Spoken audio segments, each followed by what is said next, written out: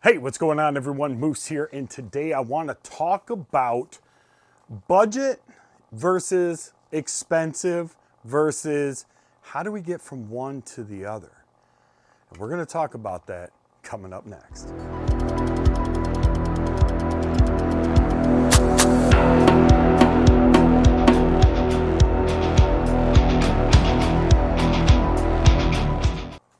So before we get started today, I do want to give a shout out to today's sponsor, and that is Stopbox USA. You guys can see that I have the Stopbox USA AR safety device, if you will. And what this is it's a chamber lock, right? It actually fits into the chamber. It cannot be removed without a quick code that be punched in and put back in, right? So this makes your gun inoperable for anybody who may come along and is not familiar with you or maybe your kids or whatever. This is a great lock to keep people out of your gun. And it certainly saves time as opposed to like a cable lock or a trigger lock that now you have to go find your keys. If you need your gun in a hurry, you can simply reach up, grab it, push your buttons, pull it off, and your gun now is completely ready to use. So check them out, Stopbox USA. I'll put a link in the description down below for one of these if you guys want to check them out. They make them for shotguns as well, so you're definitely going to want to check them out. So the amazing AR-15, the most used, widespread, mostly owned in America firearm, the AR-15. Everybody should own one. If you don't, go out and get one. But let's talk about if you can't afford a very expensive AR-15, you're better to have something instead of nothing. But maybe you want that expensive AR-15, but you just can't pull the trigger on $3, $4, $5, $10,000. I understand, because I can't either.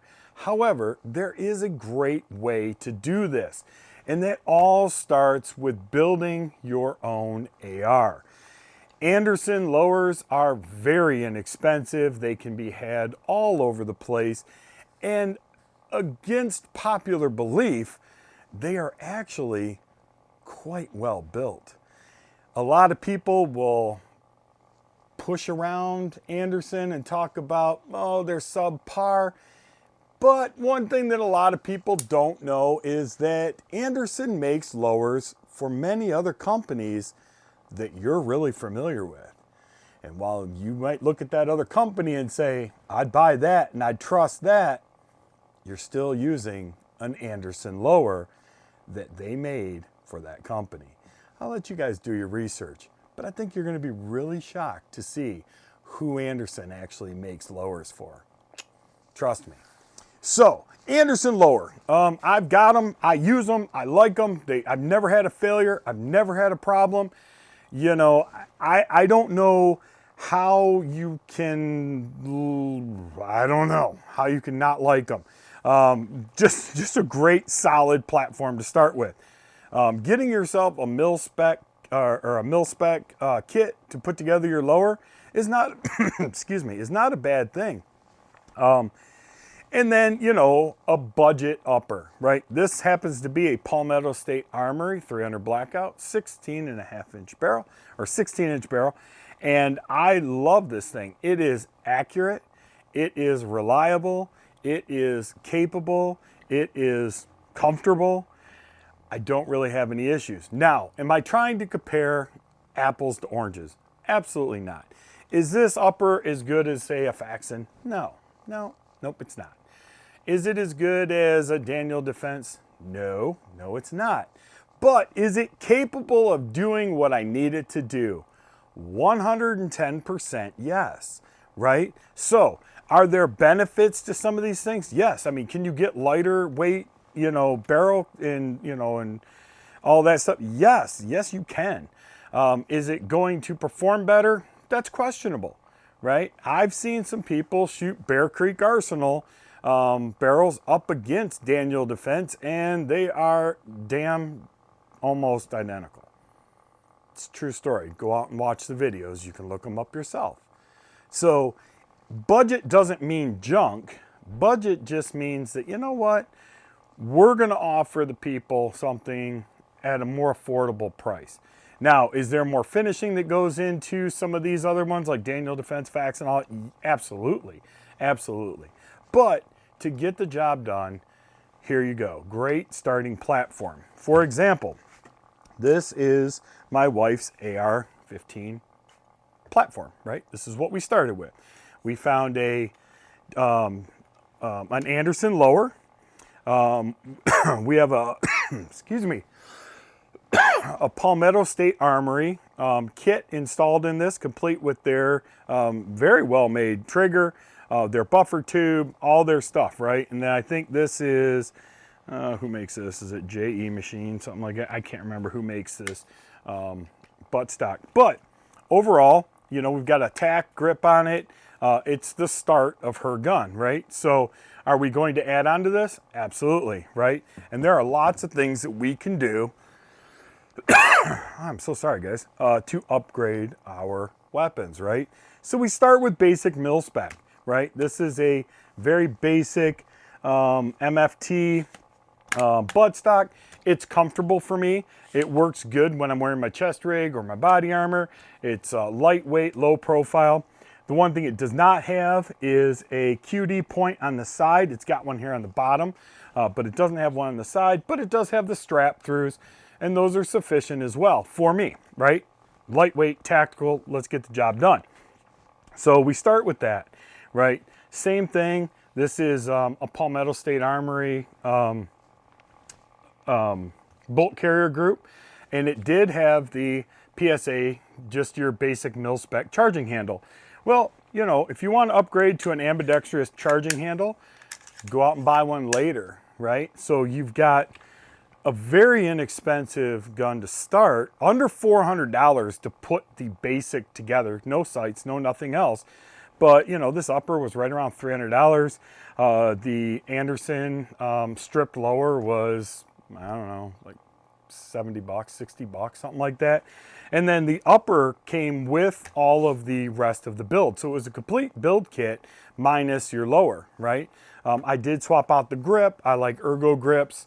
So, you know, I have my ergo grip on there, but overall, the complete gun cost me less than $400 to build from scratch. Why build your own? Very important, because then you understand the workings and the mechanicals of the entire gun without taking somebody else's work and trying to reverse engineer it. When you understand how all these parts go together and function, it makes it easier for you as an individual to troubleshoot your AR in the future. So why am I telling you all this? Because here's the deal.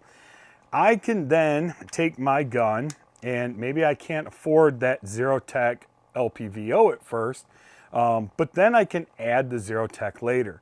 Maybe I can't afford the 45-degree flip sights that are not that expensive, but I'm still on a budget. I can add those later.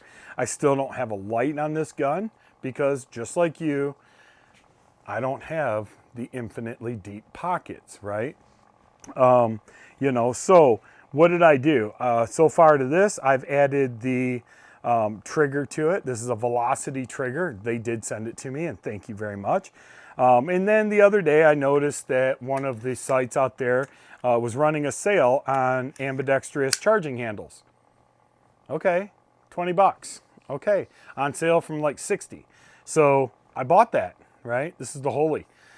So I went ahead and bought it, and I'm glad that I did, because now it's got an ambidextrous charging handle that's also wider. So with my scope being there, I have clear access to access that charging handle, as opposed to one that is only functionable from the left side of the gun, right? Easy, cheap part to replace. Buy a couple, upgrade your charging handles. If later on down the road, I decide that I want to upgrade my buttstock, easy to do. Later on down the road, I want to upgrade my bolt carrier group. Once again, it's easier to spend $200-300 for a bolt carrier group that you don't have to incorporate into a $4,000 one-time buy, right? So I can slowly upgrade this stuff. What else does that leave me with? It leaves me with extra parts, right? Having a bolt carrier group available in your chest rig. This is something that I talk about with my friends often, and I haven't really had a great opportunity on here. But there's a couple of things that I highly recommend that you carry with you in your chest rig, especially if you're a chest rig kind of person. Fix-It sticks. You can get a small Fix-It sticks kit to go into your chest rig. Very, very smart. An extra bolt carrier group. Maybe that extra charging handle that was your original mil spec. You never know when you go to rip this thing back one time and that thing breaks. Guess what? You're gonna wish that you had an extra one of these. Anything else that fails on the gun, man, listen, bad things happen. But even having like an oops kit, right? Anderson makes, kits, Aero makes kits. Lots of people out there make oops kits. They have little springs in them, detents, things like that. They're very super lightweight. You can slide that right into your chest rig. Man, you'll forget all about it until you need it. And you'll be like, good thing I grabbed that. It's just as important as having a flashlight. So the goal for me is how do I take this $400 starting AR and turn it into a Gucci AR? We're gonna try to do that. I'm trying to work with some companies right now, but I'm gonna show you how you can slowly go from a budget-friendly to a Gucci gun, slowly and methodically, just a piece at a time. So, don't get me wrong, there is nothing wrong with this firearm. This firearm from PSA and Anderson has roughly, probably close to 800 rounds through it already. Never had one issue, honest to God. I've never had a failure to eject. I've never had a failure to feed. I've never had a misfire. I've never had a magazine issue. I've never had any of those things happen, ever. God's honest truth, never. And I've shot this thing brutally. So we do have another video coming up very soon, and I also want to talk about ceramic shield from Suppressor Solution. I just did a video, but I have completely coated this gun with this ceramic shield. And I'm going to be taking this actual gun, and we are going to put this thing through mud and water and dirt and everything else, and I'm going to show you just how well this ceramic shield actually works on this gun. So we're going to run it through the muck. I'm going to put dirt all over it in places that we shouldn't have this, and we're going to continue to fire it. Not really sure exactly when that's going to happen, and I do want to apologize for not having more videos out in the field right now with more shooting stuff. It is the beginning of deer season here in Michigan. It's been going on. We're now into archery season, and right now the property that I actually shoot on is actually the property that we all hunt on. So we're trying not to freak the deer out, at least until we get a couple under our belts, and at which point we're back to good. So we are looking for some other property to shoot on, but I just wanted to give you guys a heads up on why you haven't seen a lot of necessarily the shooting videos. They are coming, and I do have some that are in queue. They're coming out soon, but I didn't want you guys to think that I was forgetting about you or not shooting. It's just that time of year. We also have some cool stuff coming from Bear Creek Arsenal. I have a 458 SOCOM coming, as well as a 450 Bushmaster. We're going to be putting those things head to head. We're going to be talking about those things a lot, and we're going to show you guys, man, just how versatile. Not only is the AR the most versatile gun that I know of, but we're going to show you just how massively versatile one AR-15 can be. And I can't wait to show you guys all the cool goodies that we have lined up for that episode. So with that being said, I appreciate you guys tuning in. Man, listen, take this for what it is. Once again, am I trying to compare this thing to a Daniel Defense? No. Am I trying to say it's a Faxon? No. Am I trying to say it's anybody else? No, absolutely not. It's not. It never will be. But can we build off of a basic platform to get our weapon in that Gucci land area? I think we can. And we're going to do that. And we're going to do it as quick as we can. So, till next time, be good to each other. I appreciate you guys. If you haven't already, hit that subscribe button, hit that like button, and we'll talk to you guys all soon. Take care.